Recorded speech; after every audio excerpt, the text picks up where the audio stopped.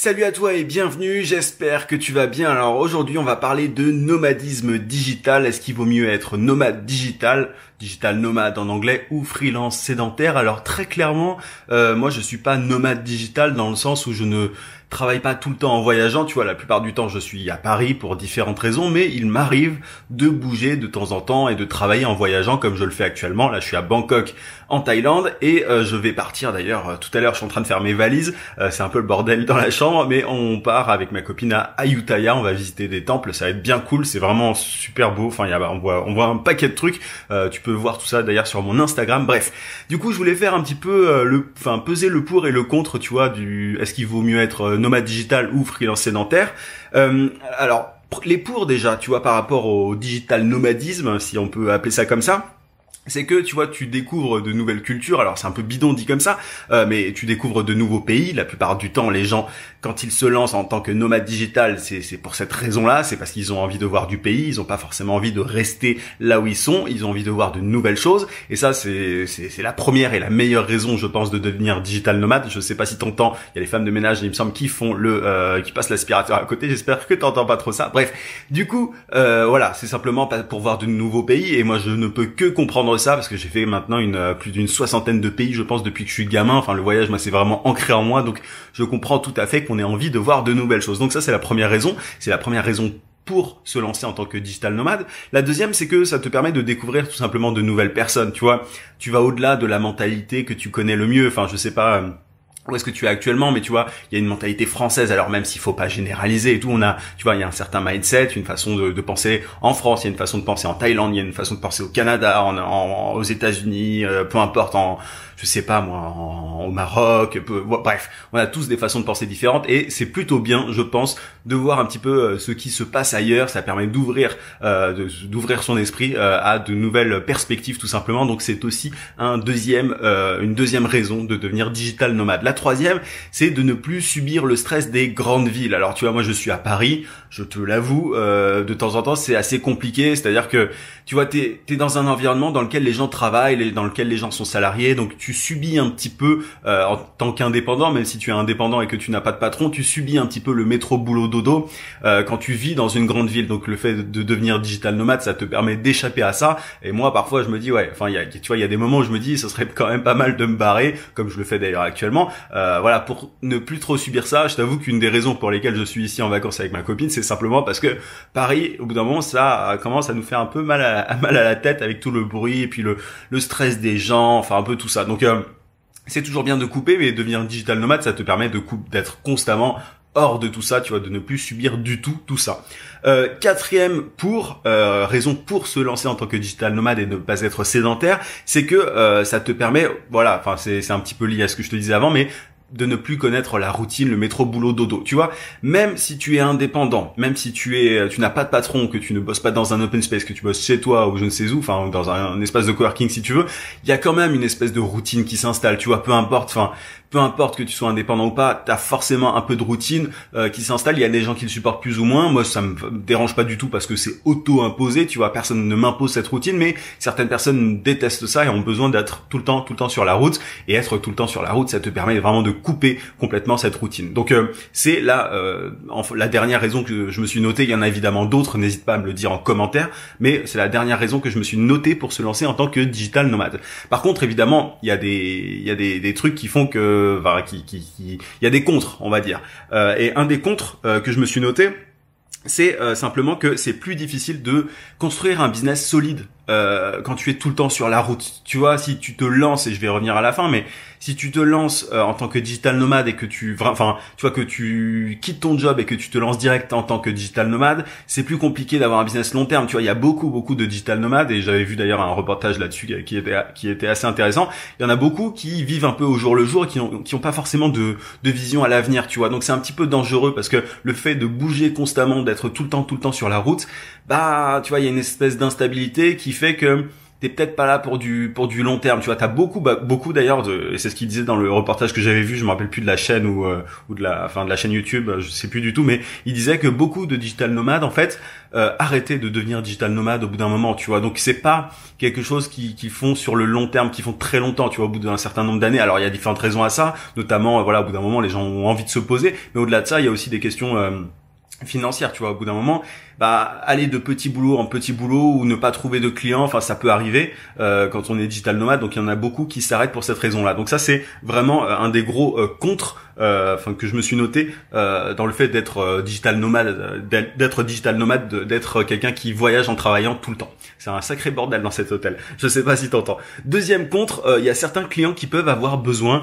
d'un contact plus poussé qu'un contact via internet uniquement, tu vois, c'est-à-dire que il y a parfois, enfin si t'es freelance, parfois certains clients vont vouloir t'avoir au téléphone ou te rencontrer. Ça c'est plus compliqué quand t'es digital nomade, tu vois. Comment est-ce que tu fais pour rencontrer la personne si t'es à l'autre bout du monde? Voilà, donc disons que ça t'empêche d'avoir accès à certains types de clients auxquels tu aurais pu avoir accès si tu étais un freelance sédentaire. Même si j'aime pas le terme, on n'est jamais totalement sédentaire, je pense. Bref, donc ça c'était le contre que je me suis noté. Maintenant, les pour devenir freelance sédentaire. Ça te permet d'être 100% concentré sur ton business et de le faire croître beaucoup plus vite. Tu vois, si t'es posé à un endroit et tout. Enfin, moi, c'est comme ça que j'ai multiplié mes revenus par 10 en 2 ans. C'est parce que j'étais ultra focus sur mon business pendant 2 ans et que j'ai pas beaucoup bougé. Tu vois, je m'accorde des vacances, je pars de temps en temps, mais j'ai pas beaucoup bougé. Ça m'a permis d'aller très vite.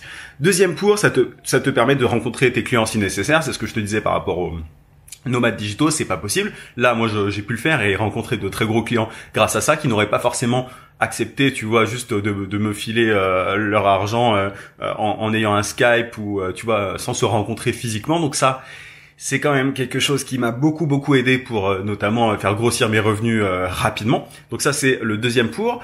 Troisième, ça te permet de mieux organiser ton activité et d'avoir une vision à long terme, tu vois. Ça va un peu de pair tout ça, mais vraiment en restant concentré, en restant au même endroit, en restant, tu vois, en ayant une espèce de routine, même si pour certains ça va être quelque chose de négatif, avoir une routine, ça te permet de te projeter, d'essayer simplement de visualiser où tu vas, de savoir où tu vas, et derrière ça te permet tu vois, moi je connais exactement mes grands objectifs de l'année 2019. J'ai pas de bonne résolution ou quoi, mais je connais mes grands objectifs, et du coup, tout ça c'est en grande partie parce que je suis resté 2 ans au même endroit, que j'ai charbonné, que je me suis concentré sur mon boulot, sur mon business, et du coup voilà, je sais exactement par quelles étapes est-ce que je dois passer constamment. C'est vraiment un sacré bordel dans cet hôtel. D'ailleurs, il y a beaucoup de bruit en Thaïlande. J'ai une très bonne question par rapport à ça. Si tu as déjà visité le pays, si tu es digital nomade en Thaïlande, est-ce que le bruit ne te dérange pas? Enfin, moi j'ai l'impression, tu vois, je vais échapper au bruit quand je vais aller à Krabi et dans d'autres villes que Bangkok, mais à Bangkok, c'est quand même, il y a quand même un sacré boucan. Donc je serais curieux d'avoir ton avis par rapport à ça. Alors, raison pour rester sédentaire en tant que freelance, t'as pas de stress sur la prochaine destination, t'es vraiment pépère, tu vois. Enfin bon, voilà, ça dépend des gens évidemment, mais quand t'es digital nomade, t'es toujours un petit peu sur le départ, tu vois, et ça peut induire un peu de stress, je pense, chez certains. Et voilà, enfin tu te demandes toujours où est-ce que je dois aller, quand est-ce que je pars, est-ce que je reste longtemps, bref, et ça peut être une source de stress pour certains. Quand tu es, simplement sédentaire, tout roule, quoi. Tu sais où tu es le lendemain, le surlendemain, etc. En fait, je vais t'expliquer vraiment mon point de vue à la toute fin, mais voilà, ça c'est une des raisons pour tes pépères. Ça dépend évidemment des gens. Je serais curieux d'avoir ton avis par rapport à ça. Après, évidemment, il y a des contres. Il y a des raisons pour ne pas rester sédentaire. C'est que tu risques de te lasser et de t'embourber dans le quotidien, d'être moins ambitieux. Si tu veux, moi, le fait d'être resté au même endroit pendant un certain temps, ça m'a permis de me projeter, tu vois, encore une fois, d'aller beaucoup plus vite sur mon business, de savoir où je vais et tout. Mais t'en as certains, je pense qu'il y a une bonne partie des gens qui seraient comme ça. T'en as certains qui se laisseraient vraiment plonger dans le quotidien, enfin couler même dans le quotidien, qui seraient pas forcément ambitieux, parce que en fait, vu que les journées se répètent un petit peu, le problème c'est que certains vont ils vont un petit peu perdre le fil et ils vont se laisser aller, tu vois. Et ça, il faut avoir une grosse autodiscipline pour simplement tu vois continuer tous les jours à charbonner, à faire grossir ton business et à ne pas te lasser. C'est pour ça que pour moi, tu vois, on n'est jamais totalement sédentaire et qu'il faut faire des pauses et qu'il faut simplement, tu vois, partir en voyage de temps en temps, qu'il faut ça, ouais, enfin, tu vois, qu'il faut partir en tant que digital nomade de temps en temps. Mais il y en a beaucoup, je pense, qui risquent de, en ayant les mêmes journées, alors c'est jamais totalement les mêmes journées, tu vois, mais qui, en ne bougeant pas, en fait, risquent de, tu vois, de perdre un peu le fil et encore une fois, d'être moins ambitieux et de ne pas aller aussi vite que s'ils voyageaient. Ça dépend vraiment des états d'esprit. Moi, je sais que j'ai eu besoin vraiment, tu vois, de me concentrer sur mon business et de rester au même endroit et tout pour que ça aille vite, et maintenant je peux un peu plus bouger, je vais y revenir, mais voilà, ça dépend des gens. Deuxième contre, c'est que on voit les mêmes choses tous les jours, enfin tu vois, ça va de pair avec la lassitude. Il faut être capable d'encaisser ça, il faut être capable de comment dire, d'avoir une vie intérieure, on va dire assez intéressante, assez forte pour ne pas tu vois déprimer ou quoi. Enfin, encore une fois, ça dépend totalement de ta personnalité, de qui tu es.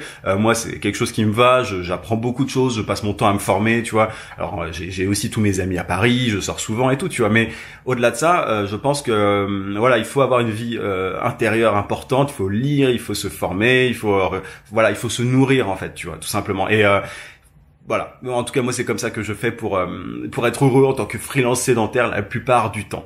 Mais du coup, là où je veux en venir dans ce podcast, c'est que, à mon avis, à mon humble avis, il vaut mieux, si tu as envie de devenir digital nomade, ne pas te lancer au début directement en tant que digital nomade. Ce que je t'invite à faire, si tu as envie de partir, après tu peux totalement rester freelance sédentaire. Ce que je t'invite à faire, c'est vraiment plutôt de construire un business solide en restant dans la ville où tu es actuellement, pour pouvoir rencontrer tes clients, pour pouvoir te projeter, pour pouvoir, tu vois, faire des plans, tout simplement savoir où tu vas, pour pouvoir t'organiser.